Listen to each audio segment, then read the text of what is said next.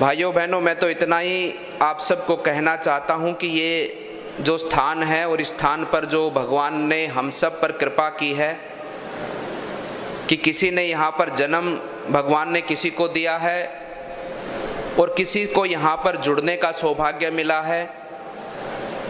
ये हम सब लोग इस पूरे क्षेत्र में जीवन जी रहे सभी लोग सौभाग्यशाली हैं और विशेषकर तो इस पूर्वांचल क्षेत्र के एक एक गांव का वासी सौभाग्यशाली है,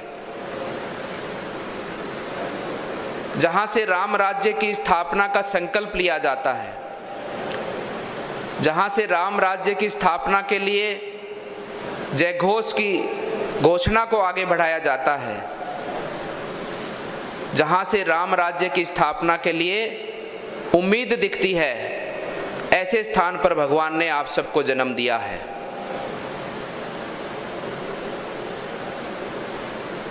ये पीठ और इस पीठ के जितने भी कार्य, सेवा कार्य, समाज की सेवा के हों, समाज के उत्थान के हों, प्रकृति के उत्थान के हों, धर्म की रक्षा के हों, ये सभी उत्थान कार्य इस पीठ के द्वारा संचालित किए गए। उन सभी कार्यों के अंदर इस क्षेत्र के जुड़े हुए, इस क्षेत्र के वासियों का एक एक व्यक्ति का उसके अंदर सहयोग रहा। ये हम सब के लिए गर्व का विषय है। इस पीठ के साथ जुड़कर आप सब भी आज जिस प्रकार से पूरे भारतवर्ष में राम राज्य की स्थापना के लिए एक उम्मीद जगी है, ये उम्मीद को पूरा केवल मात्र इस पीठ के महंत ही नहीं अपितु इस पूरे क्षेत्र में गोरखपुर वासी सब लोग मिलकर पूरा करेंगे। इस भाव से हम सबको मिलकर काम करना होगा। आज पूरा देश आप सब की ओर देख रहा है। आप सब जानते हैं, आज कहीं भी जाते हैं, गोरखपुर का नाम लेते हैं तो सामने वाले व्यक्ति के मुख में एक प्रसन्नता आती है। आपको बड़े गर्व के साथ में देखता है वो, बड़ी उम्मीद के साथ में देखता है वो, बड़े विश्वास के साथ में देखता है वो। उसके विश्वास पर खरा उतरने का काम आप सबको मिलकर करना होगा। आज भारत की संस्कृति को स्थापित करने का काम आप सबको मिलकर करना होगा। तभी हम सब लोग मिलकर भारत की जनता की उम्मीद और भारत की जनता के विश्वास को हम पूरा कर पाएंगे। ये हम सब का दायित्व है। यहाँ पर सभागार में बैठे हमारे आने वाले पीढ़ी के हमारे होनहार छात्र छात्राओं का विशेषकर दायित्व है। समाज के सभी सामाजिक संगठनों का नेतृत्व करने वाले हर एक व्यक्ति, हर एक संगठन का दायित्व है। गोरखपुर में जन्मे, गोरखपुर की आसपास की पूरी धरा पर जन्मे एक एक व्यक्ति का दायित्व, आपका विशेष दायित्व बनता है कि आज आपसे उम्मीद पूरा भारत रखता है। और मैं मानता हूं कि भारत के साथ साथ में पूरी दुनिया, ये पूरी दुनिया के समग्र जितनी भी सभ्यताएं हैं, सबको आप सबसे उम्मीद है। आप सब देख रहे हैं कि कितना आज दुनिया के अंदर अराजकता का माहौल है, किस प्रकार से दुनिया के अंदर वर्चस्व की लड़ाई है, एक दूसरे को अपने आप से बढ़कर बताने की लड़ाई है। दुनिया में कहीं भी शांति नहीं है। अगर दुनिया में शांति लाने का कोई काम करेगा तो ये सनातन धर्मी करेगा और सनातन धर्मियों को आगे ले जाने का काम आप सभी गोरखपुर वासियों का है, इस गोरखपीठ का है। इसलिए मैं कहना चाहता हूं कि हम सबको इस गोरखपुर पीठ के उद्देश्यों को अपना उद्देश्य मानकर, अपना धर्म मानकर, अपना कर्म मानकर देश की उम्मीदों पर हम सबको मिलकर खरा उतरना है।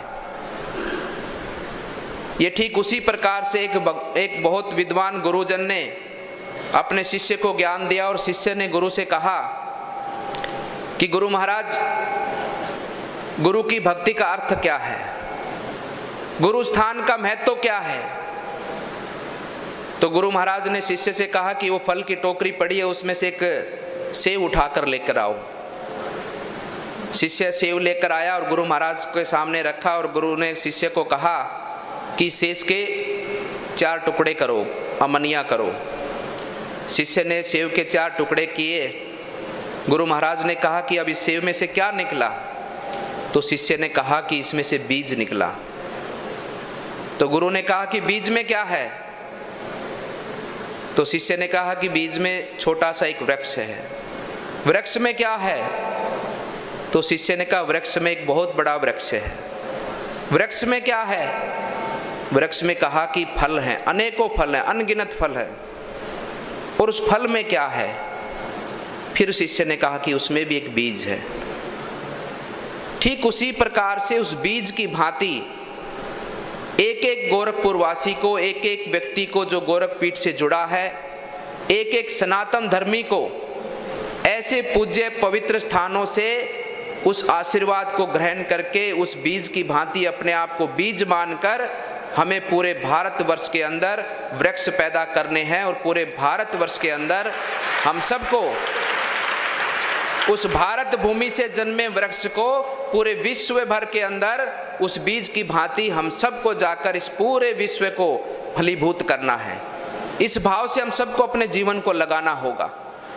अच्छाई बुराई के बारे में हम सब जानते हैं, अच्छा क्या है बुरा क्या है ये हम सब जानते हैं, और मनुष्य जीवन का स्वभाव भी है। आप सब देखते होंगे कि जब हम दुर्गंध के पास से गुजरते हैं तो हमारा मुंह चिड़चिड़ा हो जाता है, हम मुंह बना लेते हैं, अपना नाक बंद कर लेते हैं, मुंह बंद कर लेते हैं कि नहीं कर लेते? ये स्वभाव है मनुष्य का। और ठीक उसी प्रकार से जब हम खुशबू की तरफ से गुजरते हैं तो हमारा मन प्रसन्न हो जाता है, हमारा चेहरा खुशी से झूम उठता है, मन गुदगुदाने लगता है। ठीक उसी प्रकार से अच्छाई और बुराई का कर्म है। अगर हम अच्छा कर्म करेंगे तो हमारा भी मन प्रसन्न होगा, हमारे आसपास का वातावरण भी प्रसन्न होगा। और हम अगर बुरे कर्म करेंगे तो जिस प्रकार से बुदबू को देखकर हमारा मन दुखी होता है, ठीक उसी प्रकार से बुराई के पथ पर चलकर हम सब भी दुखी होंगे और समाज भी दुखी होगा। इस भाव से हम सबको अपने जीवन को लगाना है। इस भाव से हम सबको महंत और हमारे श्रद्धेय श्री योगी आदित्यनाथ जी महाराज, जिनका जीवन में कुछ नहीं है, केवल जनता के हित के कल्याण के लिए, केवल अपने गुरुजनों के बताए हुए पथ पर आगे बढ़ने के लिए, आज यहाँ पर मंच पर अनेकों विद्वान संत बैठे हैं।